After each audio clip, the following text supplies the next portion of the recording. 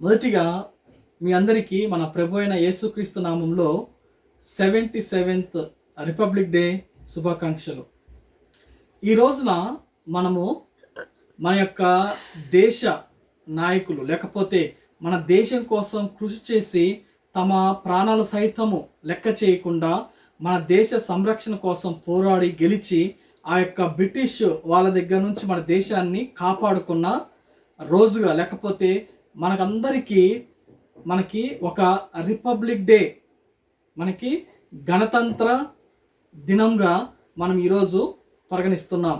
అయితే మరొక విషయాన్ని మనము గమనించాలి. యాజ్ ఏ క్రిస్టియన్స్గా, లేకపోతే యేసయ్యను నమ్ముకున్న బిడ్డలుగా, ఇది ఒక మతం కాదండి, యేసయ్య నమ్ముకున్న బిడ్డలుగా మనము మరొక అంశాన్ని తెలుసుకోవాలి. అదేంటంటే 2026 సంవత్సరాల క్రితము సాతాను యొక్క బంధకాల నుంచి మనందరినీ యేసయ్య రక్షించాడు.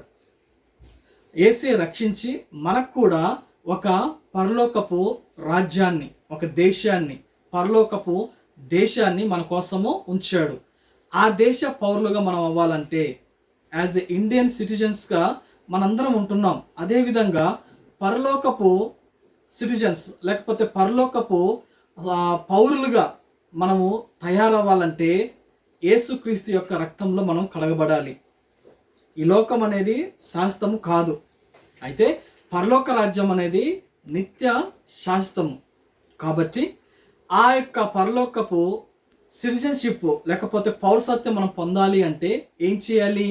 ఒకటే చేయాలి. అదేంటంటే మన ప్రభు అయిన యేసుక్రీస్తు నామంలో మన పాపములు ఒప్పుకొని ఆయన రక్తం చేత మనం కడగబడినప్పుడు, ఆయన యందు మన విశ్వాసం వచ్చినప్పుడు మనందరికీ దేవుడు ఆ యొక్క పౌరసత్వం ఇస్తాడు అన్నమాట.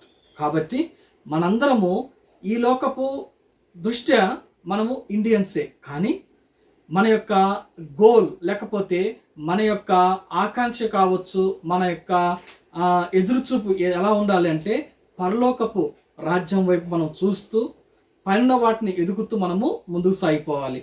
అటువంటి కృప దేవుడు మనందరికి దయచేయును గాక. ఆమేన్. Praise the lord.